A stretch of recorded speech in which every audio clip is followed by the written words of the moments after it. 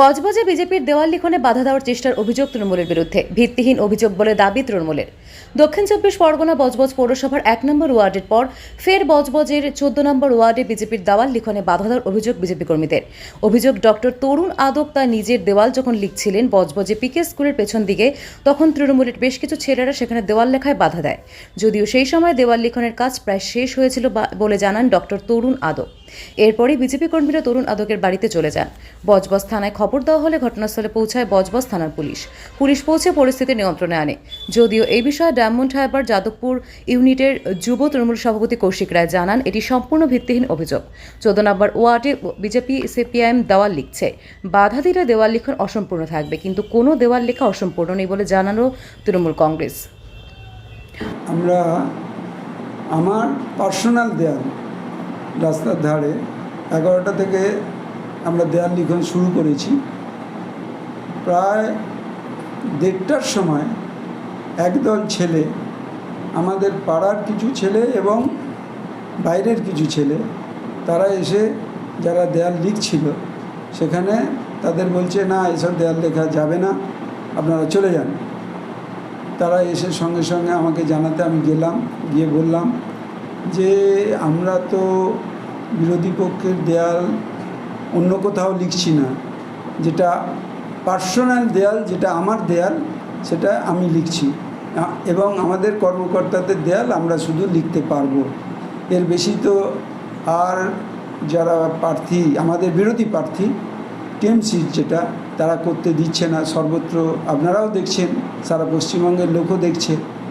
আশা করব যে এই রকম যে বিরোধিতা এদের থেকে পাচ্ছি, টিএমসির থেকে, এটা হওয়া উচিত নয়। গণতান্ত্রিক দেশে গণতন্ত্র থাকবে, সব বিরোধী প্রার্থীরা সেখানে তাদের দেয়াল লিখন করবে, ভোটটা যে যার ইচ্ছায় হবে, কে কাকে ভোট দেবে সেটা ভোট বাক্সে প্রতিফলিত হবে। আজকেও পুলিশ এসেছিল, আমি ডাকলাম বাধ্য হয়ে, এই রকম আমার ছেলেরা যাতে বিপদ না পড়ে। যাই হোক, পুলিশ এসে সুন্দরভাবে ট্যাকেল করে দিলেন আমাদের ছেলেদের, সুন্দরভাবে দায়িত্ব নিয়ে যে যার বাড়িতে পৌঁছে দিয়েছেন। আশা করব বজবজবাসী হিসাবে এই রকম শান্তি ভোট এবং ভোট পরবর্তী যাতে কোনো অশান্তি না হয়, সবাইয়ের কাছে আমি এটাই কামনা করি। আজকে কি দেয়াল লেখায় বাধা দেওয়ার চেষ্টা করো? দেয়াল লেখার শেষ পর্যায়ে আমাদের কিছু কাজ বাকি ছিল, আরও কিছু এই ওয়ার্ডে দেয়াল লিখন হওয়ার কথা ছিল। যাই হোক, দুপুর হয়ে গিয়েছিল, এতগুলি লোক নিয়ে এসে যেটা বাধা দিচ্ছিল, তার জন্যে আমরা আজকের মতো সমাপ্ত রেখেছি।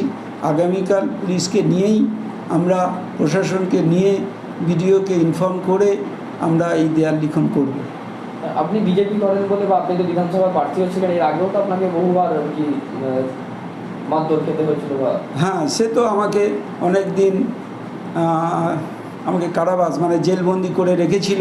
দেখুন, অন্যায়ের প্রতিবাদ আমরা যে মাস্টারমশাইয়ের কাছে শিখেছি ছোটোবেলায়, এটা আমরা জীবন দিয়েও করে যাব। এই তৃণমূল সরকার আসার আগে সিপিএমের বিরুদ্ধে আমরা কম আন্দোলন করিনি। আমরা তৃণমূলকে এনেছি বিজেপির লোকেরাই। এই বিজেপি তৃণমূলের আমাদের মুখ্যমন্ত্রীকে রেলমন্ত্রী করেছিল অটল বিহারী বাজপেয়ী। উনি এসেই ক্ষমতায় এসেই 11 বিজেপির সহায়তায় প্রধান প্রতিপক্ষ তখন বিজেপি হয়ে গেল, আমরা তাদের শত্রু হলাম।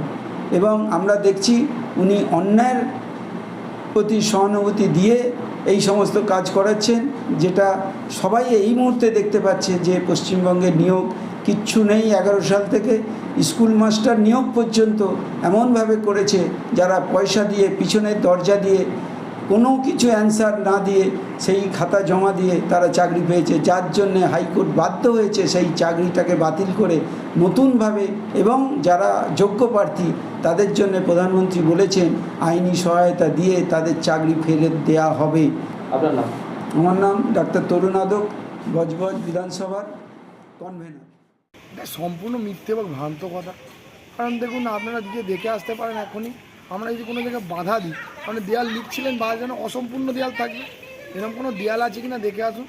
ওনারা কি বলুন তো, রাজনৈতিকভাবে দেউলিয়া হয়ে গেছে, সারা বছর মানুষের সঙ্গে জনসংযোগ নেই, তো ওনার মনে হয় মানে সিঁদুরে মেঘ দেখলে ভয় করে। পাড়ার ছেলেরা ক্রিকেট খেলছে 10-12 জন মিলে, ভাবলেন ওনাকে মারতে যাচ্ছে। পাড়ার ছেলেরা কেউ মেয়েরা বউরা কোনো জায়গায় অত ঘুরতে যাচ্ছে, ভাবলে ওনাকে আক্রমণ করতে আসছে। এগুলো হচ্ছে সিঁদুরে মেঘ দেখা, ভিত্তিহীন কেউ অভিযোগ। ওনাকে করছে না, ভিত্তিহীন অভিযোগ। এসব আপনাদের কাছে আসবে, বলবে, একটু মিডিয়া ফুটেজ নেওয়ার চেষ্টা করবে। আমরা কারোর বিরুদ্ধে কিছু বলতে চাই না। আমার ওয়ার্ড পুরো খোলা পড়ে রয়েছে, যান গিয়ে দেখে আসুন কোথায় কাকে বারণ করেছে। সিপিএম দেয়াল লিখেছে, কংগ্রেস দেয়াল লিখেছে, বিজেপি দেয়াল লিখেছে, সবাই লিখেছে। আমাদের কোনো আপত্তি নেই কোনো জায়গায়। আমরা রাজনীতি করি, রাজনৈতিক নিয়ম মেনেই চলি এবং নির্বাচন কমিশনকে সম্পূর্ণভাবে সম্মান দিয়ে তারা যা নিয়ম বেঁধে দিয়েছে তার মধ্যেই করবো। তার বাইরে তো কোনো যাওয়ার দরকার নেই। উনি যদি বলেন যে ওনাকে কেউ বাধা দিয়েছিলে, কারা মেরেছে বলুক তার বিরুদ্ধে। তারপরে উনি যদি বলেন যে আমরা ওখানে কোনো রকমভাবে নিয়ে গেছি, তার দ্বারা কোনো ফুটেজ থাকবে, ভিডিও থাকবে, সব কিছু থাকবে, উনি দেখান কে ওনাকে ধরেছে, মেরেছে, বলেছে। সারা বছর ধরে থাকবে না। উনি বাচ্চা মানেন, উনি বাচ্চাদের নামে, ওখানে ডাক্তারের নামে উনি একজন নরখাদক পিচার। উনি বাচ্চাদের কিছুদিন আগে ওনার জন্য ভুল ট্রিটমেন্টের জন্য বাচ্চা মারা গেছে, সেখানেও আমরা বলতে গেলে আমরা অপরাধী হয়ে যাই। তো উনি এসব কাজ হচ্ছে ওনার, এইসব বাচ্চা মারা কাজ, মানুষ মারার কল ফেঁদে বসে আছেন। তো উনি এসবগুলো বলবেন, মানুষের পাশে তো নেই, সারা বছর মানুষের পাশে করতে পারেন না। তো রাজনৈতিকভাবে দেউলিয়া এলাকাগুলোর সঙ্গে বলা মানে আমাদের সময় নষ্ট। আমাদের ওয়ার্ডে প্রচুর কাজ হচ্ছে এখন, সেসব সময় রয়েছে আমাদের সেসব কাজ দেখার, ওদের সম্পর্কে বলার মতো সময় নেই। নমস্কার।